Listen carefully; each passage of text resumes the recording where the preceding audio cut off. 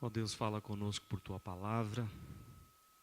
Nós cremos no poder que ela tem para transformar o coração mais endurecido, mais frio, para dar esperança àquele que está em desespero, para dar alegria àquele que está abatido, deprimido. Que a Tua palavra, ó Deus, tenha toda a liberdade para agir no nosso meio, no nosso coração. Que o Teu Espírito venha tomar cada mente cativa à obediência a Cristo nessa hora. Em nome de Jesus. Amém. Convido a igreja a abrir a palavra no Salmo 23. Salmo de número 23. Talvez você saiba de cor. Talvez a maioria aqui sabe este salmo de cor. Mas vamos olhar para o texto, vamos ver os detalhes do texto, porque senão a gente vai apenas falar da boca para fora, sem prestar atenção no que estamos falando ou lendo, ou o que Deus está falando com a gente. Salmo 23, Salmo de Davi, nos diz assim a palavra do Senhor. O Senhor é o meu pastor, nada me faltará. Ele me faz repousar em pastos verdejantes, leva-me para junto das águas de descanso. Refrigera minha alma, guia-me pelas veredas da justiça, por amor do seu nome. Ainda que eu ande pelo vale da sombra da morte, não temerei mal nenhum, porque tu estás comigo. O teu bordão e o teu cajado me consolam. Preparas-me uma mesa na presença dos meus adversários, unges minha cabeça com óleo, o meu cálice transborda. Bondade e misericórdia certamente me seguirão todos os dias da minha vida, e habitarei na casa do Senhor para todos sempre. Há provavelmente uns 8 anos atrás eu introduzi um sermão da mesma forma como vou fazer hoje, falando sobre um dos males do nosso século. E talvez alguns lembrem, já passou bastante tempo, talvez alguns nem vão lembrar. E temos pessoas que não estavam aqui naquele dia. Eu queria introduzir o sermão da mesma maneira. Esse mal do século a que me refiro, ele tem atingido, e as referências que eu tenho aqui, as estatísticas, são dos Estados Unidos. Então, refere-se aos americanos, mas não é só deles, né, o problema. O problema é de todo o ser humano. Está espalhado pelo mundo esse mal do século, além de outros males que nós temos. Então, vou falar aqui alguns detalhes para ver se você vai matando aí a charada. Ele atinge 70 milhões de americanos por ano. Ele causa cerca de 38 mil mortes por ano em acidentes.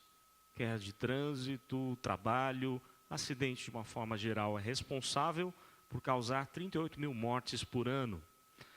Prejuízo que este mal causa nas pessoas, também no bolso, um prejuízo de 70 bilhões de dólares por ano na área da produção industrial. Porque as pessoas sofrem desse mal, elas produzem muito menos. E ele é responsável pelo baixo rendimento escolar. E 50% dos idosos sofrem do problema. Qual seria este problema? O que será que causa tanto dano assim à vida das pessoas e da sociedade? Nós poderíamos fazer uma lista aqui enorme. Se eu abrisse para você falar, talvez você falaria sobre vários assuntos, vários males, né, do nosso tempo, como por exemplo, drogas, família com problemas, quem sabe divórcio. Qual outro problema que poderíamos colocar aqui? Enfermidades? Ou quem sabe até sermões longos, não é isso? É difícil ouvir um sermão longo, né? Muito tempo, o pregador falando. Na verdade, eu me refiro a um problema que boa parte das pessoas tem, que é a insônia. O interessante é que a insônia não é a falta do sono. Quem sofre de insônia tem muito sono. Mas o problema é que tem sono e não consegue dormir. E isso tem causado nas pessoas, de uma forma geral, muitos problemas, como eu já relatei aqui. Com respeito ao sono, Segundo a Academia Alemã de Sono e Saúde, uma pessoa passa cerca de 2/3 da sua vida dormindo. Alguns não gastam tudo isso dormindo, outros gastam até mais que isso, né? Mas segundo essa Academia Alemã de Sono, passamos 2/3 da vida dormindo, tá? Os motivos que tiram o nosso sono podem ser diversos, preocupações diversas, como preocupação econômica, problemas conjugais, medo do futuro, ansiedade, ronco, né? As crianças estão perdendo o sono. Aliás, as crianças estão mais estressadas do que eram antes, mais ansiosas e com muita insônia. Por quê? Porque mudaram os hábitos. Nós não tínhamos os mesmos hábitos que as nossas crianças têm. Hoje as crianças brincam muito de videogame, TV, computador. E crianças e adolescentes estão perdendo o sono.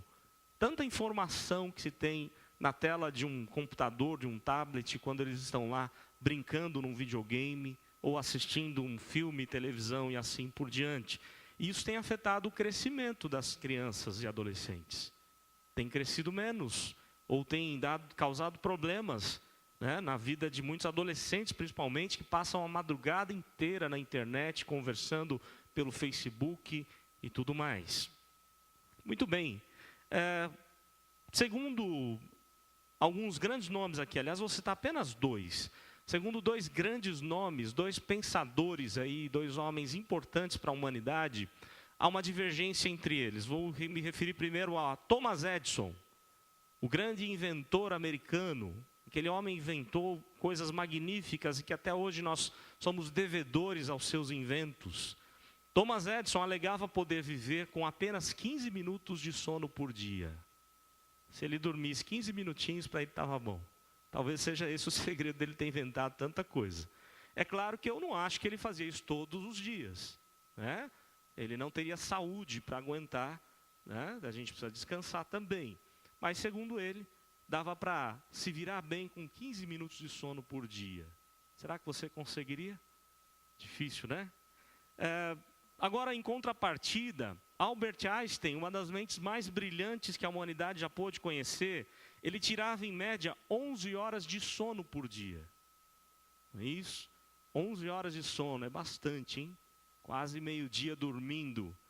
E ele era um homem muito inteligente, também contribuiu magnificamente aí para a nossa sociedade atual.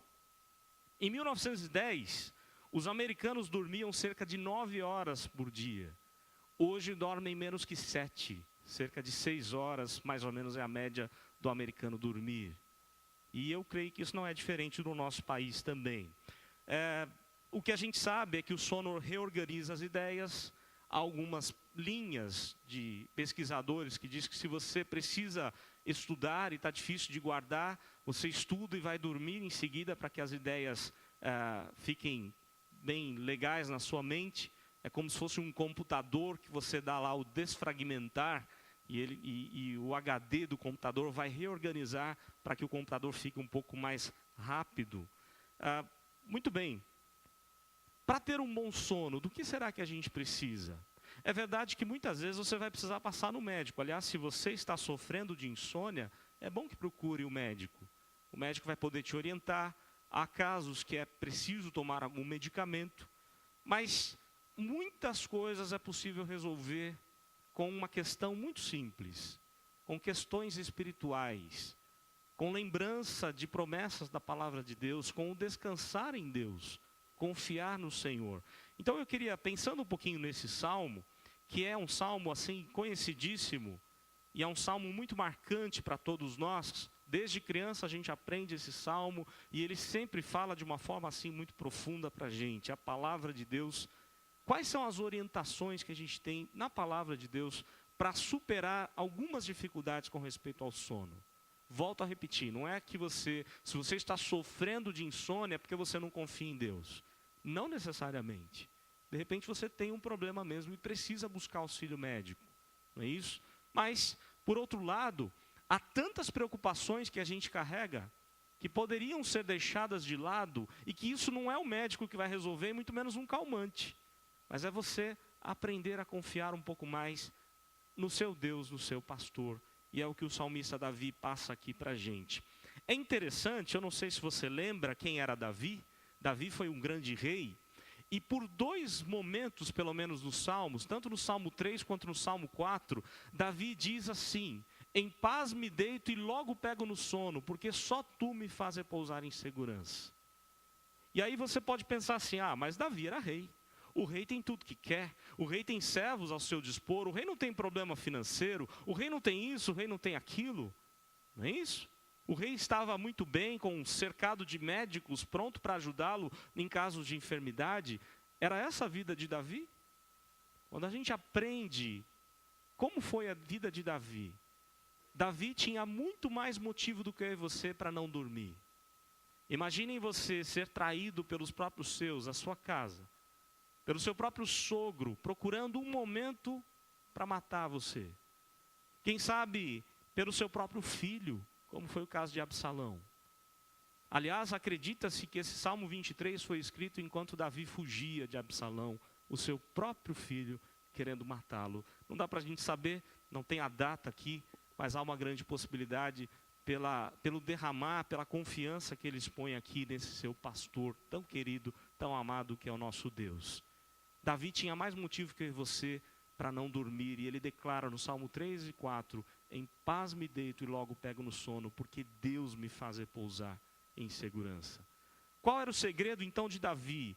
Quais eram os motivos que ele tinha para dormir bem, se ele passava por tanta perseguição, tantos povos inimigos e vizinhos tentando tirar sua vida? A gente aprende com esse salmo algumas lições, eu quero ser bem breve, apesar de ser 5 lições, mas bem rápido. A primeira lição: no nosso pastor nós temos segurança. É o nosso pastor que nos dá segurança. O texto diz: o Senhor é meu pastor, nada me faltará. Interessante que Davi, ele poderia ter usado aqui diversos nomes para Deus. Ele poderia ter usado nomes assim magníficos, como o El Shaddai, o Deus Todo-Poderoso. Imaginem, o Deus Todo-Poderoso é meu pastor, eu estou seguro, eu estou garantido. Davi não usou o El Shaddai. Davi poderia ter usado o Adonai, o Deus soberano, o Deus que domina sobre todos. Ele não usou esse nome. Poderia ter usado o Deus Criador, o Elohim. E tantos outros nomes que falam dos atributos de Deus. Mas Davi não fez isso. Davi usou o nome de Deus, que é Iavé, ou como alguns conhecem como Jeová.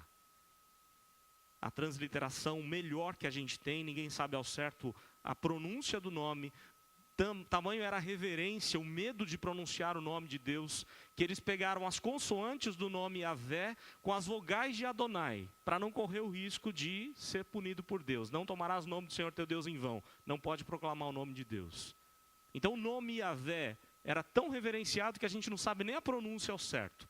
Acredita-se que se aproxima mais de Yahvé do que do próprio Jeová. Mas por que Davi usou o termo Yahvé? Por que ele usa o nome de Deus, o nome que Deus se revelou a Moisés? Porque neste nome há toda a segurança que ele precisa, que nós precisamos. Porque Yahvé significa o Deus que não muda. O Deus que é o mesmo ontem, hoje e sempre será. O mesmo Deus que criou, ele age hoje da mesma forma. O mesmo Deus que guiou o povo no deserto, é o mesmo Deus que quer te tirar do deserto. O mesmo Deus que foi água lá no deserto, que foi pão, é o Deus que pode suprir sua carência hoje. É isso que Davi está dizendo para a gente. Se aquele Deus guiou e fez tantas maravilhas com o seu povo, que no momento da derrota, no momento que Faraó estava se aproximando, o Deus que abriu o mar vermelho, se é esse o meu pastor, um pastor que não muda, um pastor que é sempre certo e nunca vai errar, eu posso confiar plenamente que eu estou seguro com esse pastor.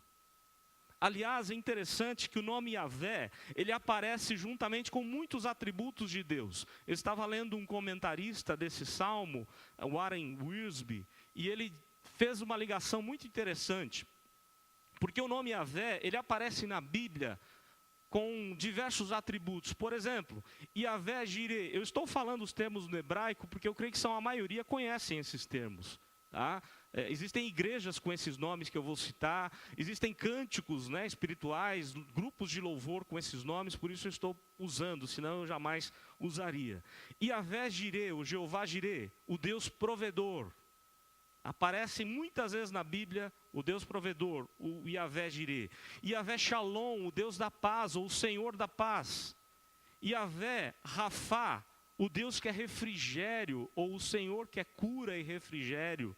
Yahvé Tsidekeno, o Deus que é justiça nossa, o Senhor justiça nossa. Yahvé Shammah, Yahvé presente, um Deus que está ali presente com a gente. Yahvé Nissi, o Senhor é a minha bandeira. Na hora da guerra, na hora da luta, é a bandeira que dá vitória. Yahvé Tsidekeno, já falei. Yahvé Mekadesh, o Senhor que santifica. Nomes conhecidos, Kadosh, existia uma banda de louvor, inclusive, que se chamava Kadosh, que significa santidade, santo ao Senhor. Deus é tudo isso. O que é interessante é que a maioria desses termos aparecem justamente na hora do deserto dos 40 anos do povo de Deus. Quando você pega o livro de Êxodo, você encontra quase todos esses termos e outros mais. Parece que Davi está lembrando aqui. Deus tirou o seu povo do deserto, aliás, da condenação da escravidão egípcia, e governou, guiou o seu povo, pastoreou aquele povo de uma forma magnífica. Em tudo, Deus esteve presente. Quão grande é o Senhor! Cantarei quão grande é o Senhor.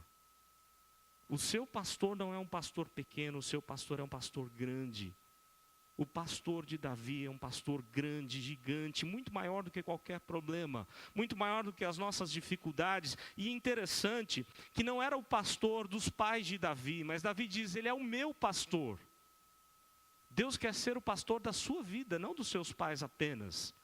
Não apenas dos seus filhos, mas ele quer ser o seu pastor.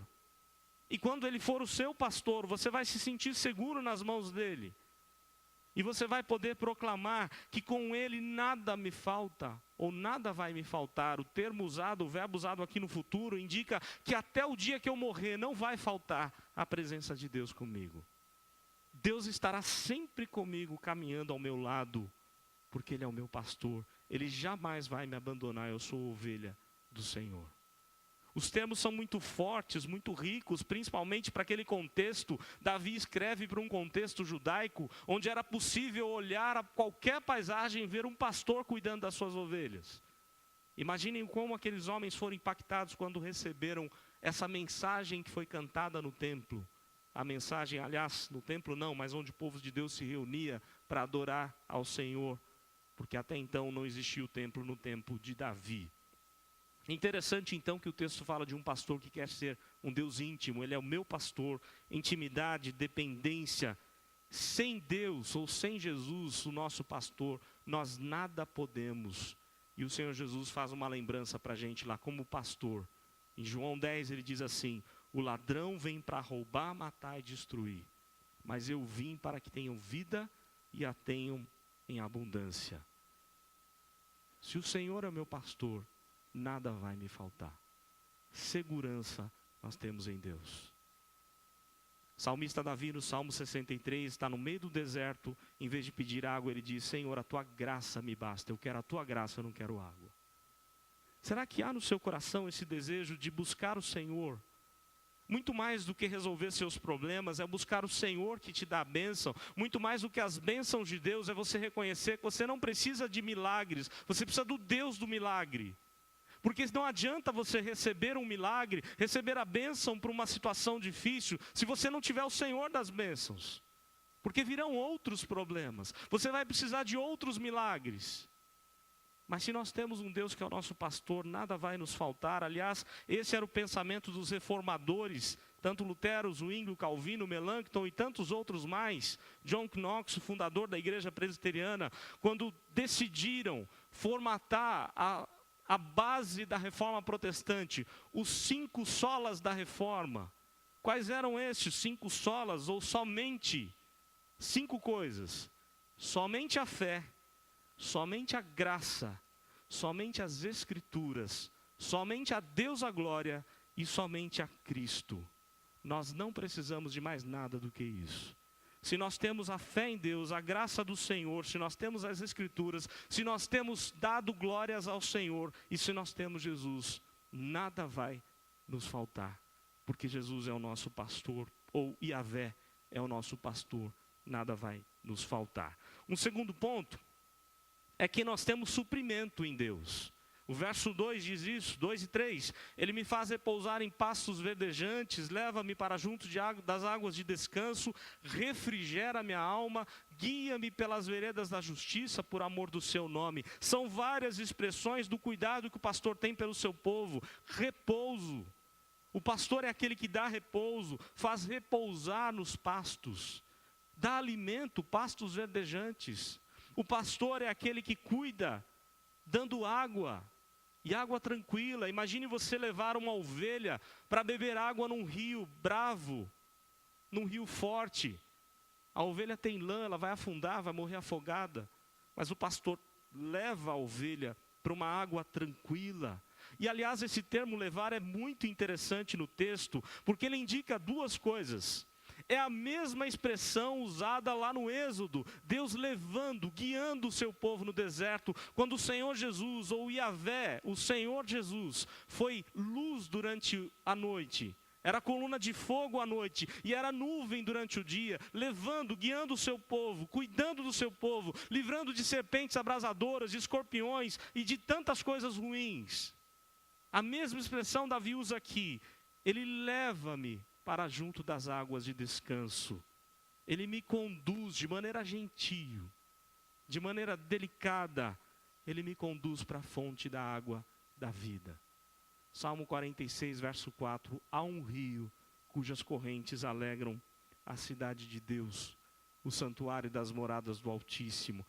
Deus está no meio dela, jamais será abalada. Esse rio é o próprio Cristo. A fonte de água a jorrar para toda a vida eterna. Nós temos nesse pastor repouso, pastos, águas tranquilas, refrigério para a alma. E aí eu me volto para a sua vida um pouquinho. Será que você não está precisando de um refrigério, de um bálsamo, de um momento de descanso, de chegar para o Senhor e falar: Senhor, está difícil a caminhada, o deserto está muito difícil, a dor é muito grande, os problemas são muito grandes. Davi também passou por isso, mas ele confiava no seu pastor, a cada dia, a cada momento. Uma terceira lição que o texto nos dá no verso 4, é que nós temos companhia do Senhor. O texto diz assim: ainda que eu ande pelo vale da sombra da morte, não temerei mal nenhum, porque tu estás comigo, o teu bordão e o teu cajado me consolam. No seu livro Aconselhamento Cristão, o autor Gary Collins, é um dos livros mais magníficos de aconselhamento bíblico, muito utilizado pela maioria, ou quem sabe por todos os pastores, para entender como aconselhar um pouco melhor. E lá no seu livro, Gary Collins cita um pastor, e a frase do pastor é muito impactante, quando ele diz assim, que a vida é marcada por vales e montanhas. Para eu chegar numa montanha, eu tenho que passar no vale. Quando eu estiver lá no alto do topo da montanha, e eu quiser passar para outra montanha, lá para o alto, eu tenho que descer e atravessar o vale. E a vida é assim, marcada por altos e baixos. E muitas vezes os vales são muito profundos, muitas vezes os vales são perigosos, são temerosos.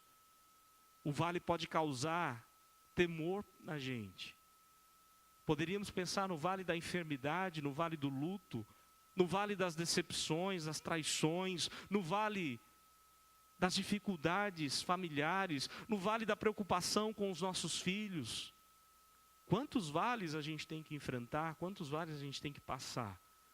Mas o texto diz, ainda que eu ande pelo vale da sombra da morte, não temerei. Mesmo que eu passe por momentos sombrios, eu não vou temer. Interessante que Jó, o livro de Jó, naquele sofrimento tão triste de Jó, há uma palavra que bate com esse salmo. A mesma expressão usada em Jó é a mesma expressão usada aqui. Jó 16, verso 16 diz assim: o meu rosto, Jó se referindo, o meu rosto está todo afogueado de chorar, e sobre as minhas pálpebras está a sombra da morte. Vejam o sentimento de Jó. Eu estou cheio de lágrimas. O meu rosto está afogueado de tanto chorar. e sobre as minhas pálpebras está a sombra da morte. Talvez você esteja passando pela sombra da morte. Quem sabe você está enfrentando dificuldades, eu creio que todos nós temos, mas o que a gente tem que saber é: Deus, o Senhor, o meu pastor está comigo. Porque tu estás comigo, eu não temerei. O que me poderá fazer o homem, conforme nos diz a Bíblia? A mesma ideia da presença de Deus, o Salmo 46, se o Senhor é o nosso Deus, o Yahvé, o Deus presente, Ele é refúgio, fortaleza, socorro bem presente na hora da tribulação. Portanto, não temeremos. É a mesma ideia de que nós temos que nos aquietar, porque esse Deus cuida da gente, quer usando a vara, quer usando o cajado, mas Ele vai ao nosso encontro. É a mesma ideia que Isaías trata para a gente, com promessas tão sensacionais, tão maravilhosas, quando Isaías diz: quando passares pelas águas, eu serei contigo, quando passares pelos rios, eles não te submergirão, quando passares pelo fogo, não te queimarás, a chama não arderá em ti, porque eu sou o Senhor, o teu Salvador. Como é bom saber que a gente pode passar assim, não vão faltar os vales na nossa vida, não vão faltar os vales de sombra da morte, mas quando Jesus é o nosso pastor, há apenas a sombra da morte, porque a morte já foi vencida pelo nosso pastor, Ele morreu por nós, por isso nós não passaremos pela condenação da morte. Não importa qual momento difícil da vida, como é bom saber que eu estarei protegido, guardado, que eu tenho a companhia desse pastor todo momento da minha vida. Uma quarta lição, verso 5. Preparas-me uma mesa na presença dos meus adversários, unges minha cabeça com óleo, meu cálice transborda.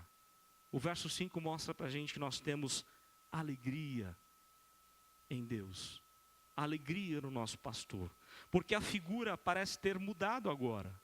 Antes ele estava se referindo ao relacionamento entre pastor e ovelhas, agora ele refere-se a uma festa. Os termos usados aqui são termos de festa. Uma mesa preparada, um banquete preparado, o óleo que é colocado, o cálice que transborda. Figuras usadas no Velho Testamento para indicar festa, alegria.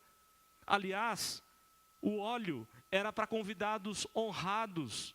Usava-se o óleo como símbolo da bênção do Espírito de Deus. E quando você tinha um convidado honrado, usava-se o óleo para recepcioná-lo. Davi se sente como esse convidado honrado diante de Deus.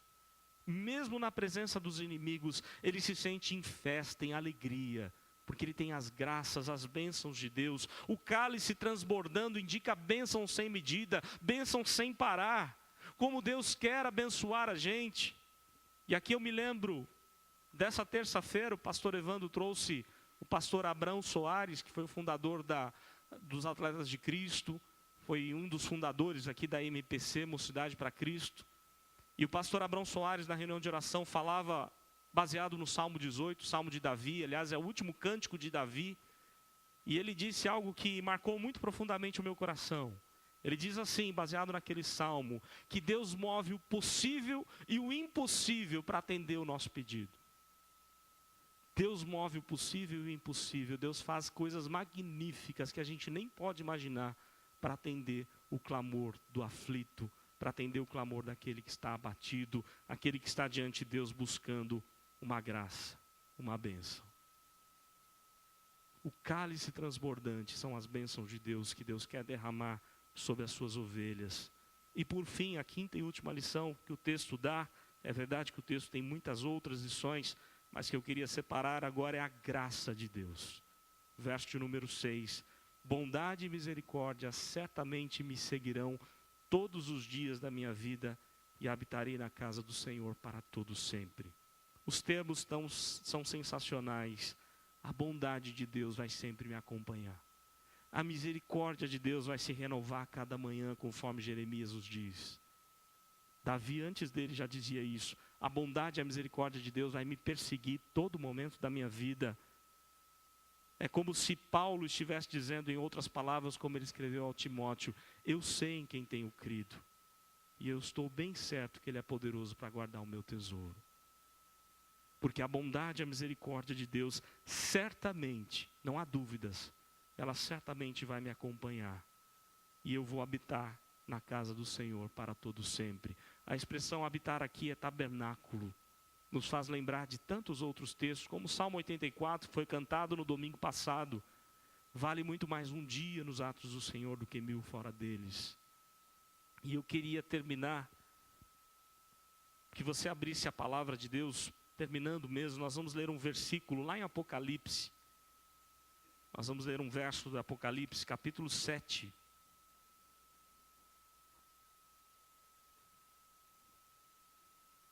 Apocalipse 7. Se eu tenho o Senhor como meu pastor, eu tenho segurança, eu tenho suprimento, eu tenho a companhia dEle, eu tenho a alegria nele, e eu tenho a graça dEle, a bondade e a misericórdia dEle que me segue todos os dias da minha vida. E o livro do Apocalipse, o último livro da Bíblia, 7, verso 17, diz assim: pois o Cordeiro que se encontra no trono, no meio do trono, os apacentará e os guiará para as fontes da água da vida. E Deus lhes enxugará dos olhos toda a lágrima. Podemos ler esse texto? Apocalipse 7, verso 17. Leamos juntos. Pois o Cordeiro que se encontra no meio do trono os apacentará e os guiará para as fontes da água da vida. E Deus lhes enxugará dos olhos toda a lágrima. Interessante que lá no Velho Testamento as ovelhas morriam.